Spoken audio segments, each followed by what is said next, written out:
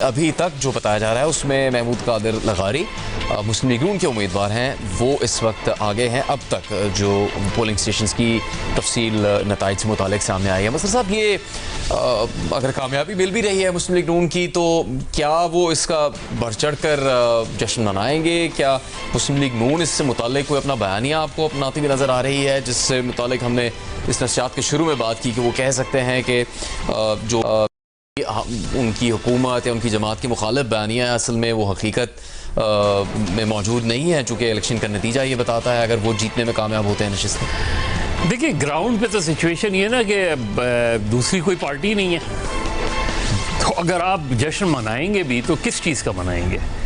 ज़्यादा तो असल इम्तिहान तो उस सूरत में होता कि तहरीक इंसाफ पूरी फुल फोर्स में होना चाहिए था, जैसे मैं हमने पहले भी कहा, लेकिन वो नहीं है। तो अब जो भी आज़ाद उम्मीदवार हैं उनको इंडिविजुअली कोई सपोर्ट मिल गई हो वो अलग बात है, लेकिन ये एक तरीके से सिर्फ ये देख सकती है मुस्लिम लीग नून कि 2024 के मुकाबले में उनके उस उम्मीदवार को इतने ज़्यादा वोट मिले हैं या कम वोट मिले हैं, यानी जो मुस्लिम लीग नून का वोट है वो कितना पड़ा है 2024 के मुकाबले में। तो ये नहीं कि दूसरे को कितना वोट पड़ा, तो वो अपना एक सेल्फ असेसमेंट हो सकती है। जहाँ तक अभी जो पीपल्स पार्टी और उनकी खोसा साहब और लगारी साहब के मुकाबले की बात थी, मेरा ख्याल है अभी भी कोई बहुत लंबा डिफरेंस नहीं है, जहाँ तक अगर मैंने गलत नहीं सुना। तो इसलिए अभी देखते हैं, क्योंकि अभी तो नताइज पूरे आने हैं। दूसरा, ये जो नताइज हरीपुर के हैं वहाँ भी कोई मेरा ख्याल है 2000-2500 का उस वक्त तक फ़र्क है, जो मैं कोई मेरा ख्याल है 15-20 मिनट पहले या आधे घंटे पहले की बात कर रहा हूँ उसमें। तो कुछ जगहों पे इंटरेस्टिंग होंगे नताइज, लेकिन बाय एंड लार्ज ज़ाहिर है ऑलमोस्ट वॉक ओवर। तो वॉक ओवर इसीलिए कि कोई पीपल्स पार्टी, ज़ाहिर है पीपल्स पार्टी उस तरीके से रेस में नहीं है, तहरीक इंसाफ हिस्सा नहीं ले रही। तो अब जो मुस्लिम लीग नून के लोग जीत रहे हैं वो अपना ही ये कर सकते हैं कि मादी के मुकाबले में, क्योंकि ज़्यादातर उम्मीदवार वो हैं जो 2024 में भी थे जी। तो 2024 में उनका के मुकाबले में अब उनका वोट बैंक बढ़ा है या कम हुआ है? जीत तो गए, लेकिन वोट कितना पड़ा है उनको? तो वो अपना एक सेल्फ असेसमेंट कर सकते हैं कि उनके लोग निकल कर आए या नहीं निकल कर आए। लेकिन जाहिर है मुस्लिम लीग नून इसका जश्न तो बनाएगी, उनके लोग अगर जीते हैं, उनकी सीटों में इजाफा हुआ है, कौमी असम्बली में उनकी पोजीशन मज़ीद मुस्तहकम हुई है, ये सारी चीज़ें तो अपनी जगह।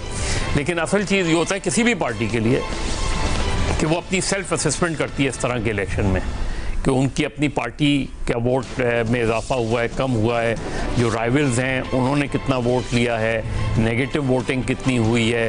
बाज़ जगहों पे जैसे अभी राना सनाउल्लाह और आबिद शरीली की बात कर रहे थे, एक बड़े तवील अरसे से इनके इख्तलाफात चले आ रहे थे, उससे आगे चल के तो मुस्लिम लीग नून अपनी आगे के लिए इन इलेक्शन के नताइज की बुनियाद पर आगे के लिए अपनी स्ट्रेटजी बना सकती है कि हमें और कितना काम करने की ज़रूरत है। सीनियर सहाफ़ी तज़किकार एजाज़ सैयद भी हमारे साथ इस नशियात में शामिल है। एजाज़, आपको खुशामदीद से इस नशियात में। 2024 में इंतखाबी निशान का मसला था, तहरीक इंसाफ है बहैसियत जमात हिस्सा नहीं ले सकी, लेकिन कामयाबी हासिल की थी उनके उम्मीदवारों ने। अब उन्होंने खुद ही ऑफिशियली बॉयकॉट कर दिया इस इलेक्शन का। मुस्लिम लीग नून क्या इसकी अहमियत तस्लीम करवा सकेगी अगर उसको कामयाबी मिलती है ज़मीनी इंतखाब में? जुनेद, बहुत शुक्रिया। जुनेद, पहले एक वक्त था जब इंतखाबी जो नताइज हैं वो किसी हुकूमत के मुस्तकबिल का तयन किया करते थे, लेकिन हमने देखा कि 2018 में जिस तरह के इलेक्शन हुए और उसके बाद 2024 में जिस तरह के इलेक्शन हुए, तो हम इस नतीजे पे पहुंच चुके हैं कि अनफॉर्चुनेटली जो इंतखाबी नताइज हैं वो किसी हुकूमत के मुस्तकबिल का और हुकूमत के जो क़याम है उसकी ज़मानत नहीं देते, बल्कि जो और अवामिल हैं, दीगर अवामिल हैं, वो किसी हुकूमत के क़याम का, उसके इस्तेहकाम का और उसके फ्यूचर की ज़मानत देते हैं। ये जो अभी ज़िमनी इंतखाबात हुए हैं और जिसमें आपको पता है कि पाकिस्तान तहरीक इंसाफ उस तरह से शामिल नहीं है, ये इस बात की भी अक्कासी करते हैं कि जो एक बड़ी पार्टी है, जो कि एक पॉपुलर पॉलिटिकल पार्टी है, उसने एक डैमेज किया है एक पूरे इलेक्टोरल सिस्टम को इस इंतखाबात में हिस्सा ना लेकर, यानी कि इनकी जो सैंक्टिटी है वो उसके ऊपर एक क्वेश्चन मार्क लगाने की जरूर कोशिश की है। और दूसरा एक और पहलू भी है कि अभी पिल्ड एक्ट की जो फाफिन है और दूसरे इलेक्शन ऑब्जर्वर्स हैं उनकी रिपोर्ट्स आएंगी जिसमें पता लगेगा कि इलेक्शन टर्न आउट एग्जैक्टली कितना था। और जब इलेक्शन टर्न आउट का हमें पता लगेगा तो फिर हम पता लगा सकेंगे कि वाकई लोगों में इस इंतखाबी अमल में हिस्सा लेने के हवाले से कितना ज्यादा एंथुसियाज्म था या कितने ज्यादा पुरजोश थे लोग। इस ये जो अभी बना